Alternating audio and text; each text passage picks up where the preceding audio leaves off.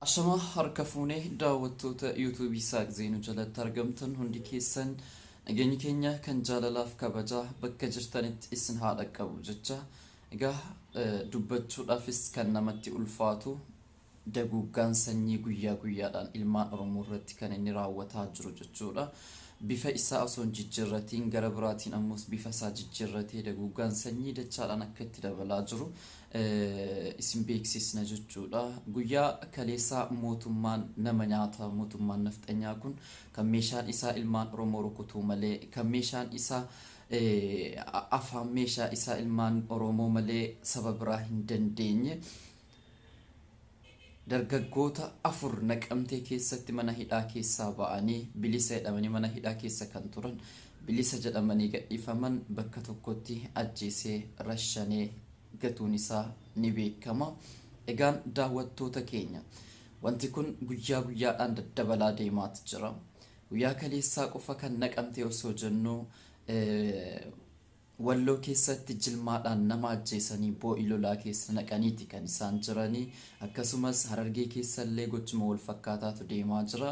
Uummanni Oromoo maal akka ta'aa jiru hedduu kan nama yaaddeessudha jechuudha. Fakkeenyaaf Amaanu'eel Tasfaa kan jedhamu mucaan dargaggoo Naqamtee keessatti ajjeefame. Abbaan isaa barsiisaadha. Seensa qormaata kutaa 12ffaa kennee mana jira. Gurbaan kun osoo deemuu dhaabbadhu jedhaniini. Innis sodaatee yoo dhaabbate na ajjeesu jedheetiyyee ni fiiga. Sana booda rasaasa itti roobsaniitii ajjeesanii namoota 4 kan isaan ajjeesan jechuudha. Namoota 4 dargaggoo boroo biyya sarakkabdee biyya kana ceesistee biyya kana ijaartee biyya kana bulchitu jechuudha. Abdii biyyaa kan taate kichuutti kutee karaarraa dabse jechuudha. Egaan uummanni Oromoo maal akka eegaa jiru guyyaa guyyaadhaan oduu gaddaa dubbachuu malee bu'aan tokko way bu'aan jiru. Ergasii kanaan dura yeroo wanti tokko osoo sadarkaa kanan ga'in wanti tokko yeroo uumamee jedhetti uummanni Oromoo kaabaaf kibbaa walitti dirmatee waan tokko godhaa. Amma garuu homaa tokko dubbachuutti dhiiseeti jira. Baay'ee kan nama gaddisiisudha jechuudha. Mootummaan kun silas ilmaan Oromoo malee namoota biraatti meeshaan isaa achi deebi'ee hin beeku jechuudha. Seera biyya kamii keessa kakkaa kan hin jirre nama mana hidhaa keessaa baasanii ajjeesuun akkasumas nama bilisa ba'anii ajjeefaman ragaa tokko malee nama maqaa itti moggaasee maqaa shanee jedhu itti moggaasee abbaa barbaade ajjeesee abbaa barbaade qabee hidhee kun wayyaaneen waggaa 24 nu bulchite takka akka kana garaa jabaattee ummata nagaa akkasitti ajjeeftee hin beektu. Siin hamma ta'e illee ni to'atti malee jechuudha. Kun guyyaa guyyaadhaan haadha imimmaan haadhaa guyyaa guyyaadhaan dhangalaasa. Dhiiga ilmaan Oromoo guyyaa guyyaadhaan dhangalaasa. Aaddiin yookaan dhukkubbiin abbaan ilmoo isaatiif qabu guyyaa guyyaadhaan ittanaa'e jedhaa jiraata. Takka ilmaan Oromoo irraa maatii Oromoo irraa imimmaan dhaabbatee hin beeku. Hedduu kan nama gaddisiisudha. Walloo keessatti ni beektu guyyaa guyyaadhaan ajjeechaan jimlaadhaan kan inni gaggeeffamaa jiru jechuudha. Bakka adda addaatti guutuu Oromiyaa keessatti bifa jijjiirratee abbaa nama umriin 75 mana hidhaa keessaa baasee yeroo ajjeefamaa jiru kana keessatti.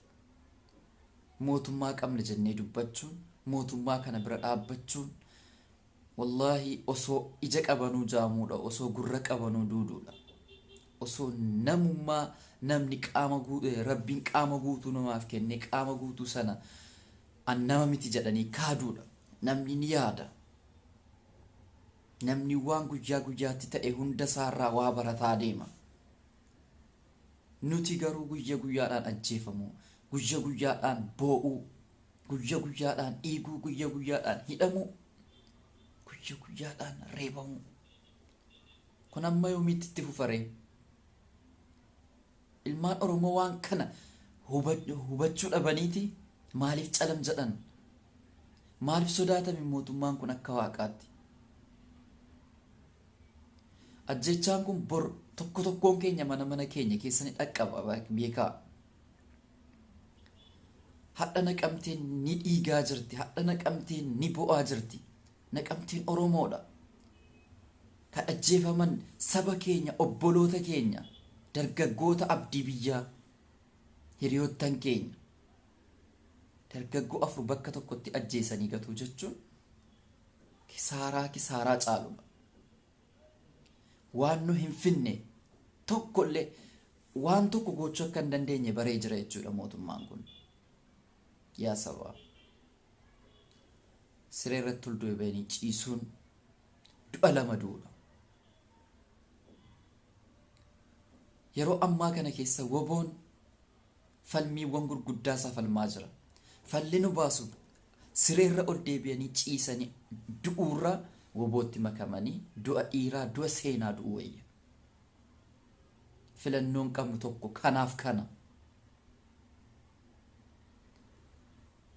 Dubbiin osoo ilaallu fagaataa jirti. Guyyaadhaan funaanamnee dhumaa jirra. Guyyaadhaan oduu gaddaa jennee dubbachuun nu salachaa'eera.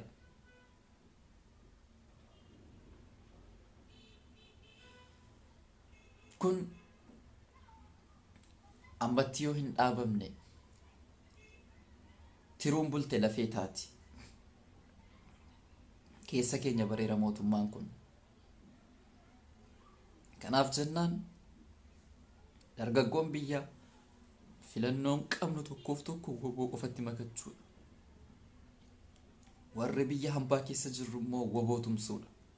Mootummaan gabroonfataa kun kan inni bu'u afaan qawwee qofittiidhaan.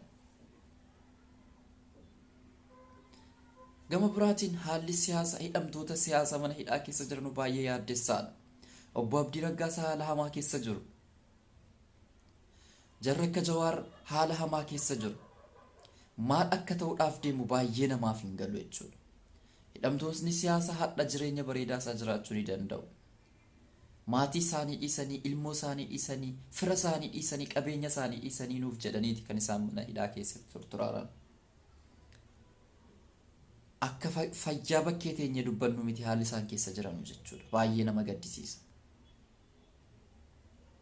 Bor ammoos osoo jara keessaa abbaan tokko waa ta'eeti ahii oduu gaddaa jenneetuma odeessinee bira dabarfannee deemna. Oromoon kun maaliif akkas gabrummaa waggaa 150 kan caalaa inni ammaa baay'ee ulfaateetti jira beekaa. Baay'eesa inni nu seenaadhaan dhageenyu jechuudha. Seenaa Minilik, seenaa Haayila Sillaasee, seenaa Mangistuu nu dhageenyu hanga waggaa 3 kana keessa taane kanaan wal hin gitu. Waggaa 3 keessatti waa hedduu taane. Ni ajjeefamne, ni dhiigne, ni hari'amne. Nu Oromoodha jechuutti qaanfanne. Amma guyyaa kaleessaa Walloo keessatti gara nama 60 oli. Rashanamanii boo'i tokko keessatti naqamanii kan isaan ciisan. Harargeen keessatti akka kana, Borana keessatti akka kana, abbaa gadaa ajjeesanii calamjanne, namoota dhuunfaa ajjeesanii calamjanne. Nuti kun maali namummaan keenya kun kan jedhu baay'ee nama shakkisiisaa jira. Gaan daawwattoota keenya dargaggoota harka diinaatiin ajjeefaman Rabbiin boqonnaa jaraaf haa kennu, maatiidhaaf firoottaniif jajjabina haa kennu. Haalli adeemaa jiru baay'ee waan ulfaataa ta'eef uummanni Oromoo gamaa gamanaa tokko ta'eeti mootummaa kanatti duulee bilisummaa isaa goonfachuu danda'udha qabasaniin jenna. Warri maatii kiyya hin taane subscribe gochuudhaan maatii kiyya ta'a. Oduuf odeeffannoo haaraa kayoo qabanne kan dhufnu ta'a.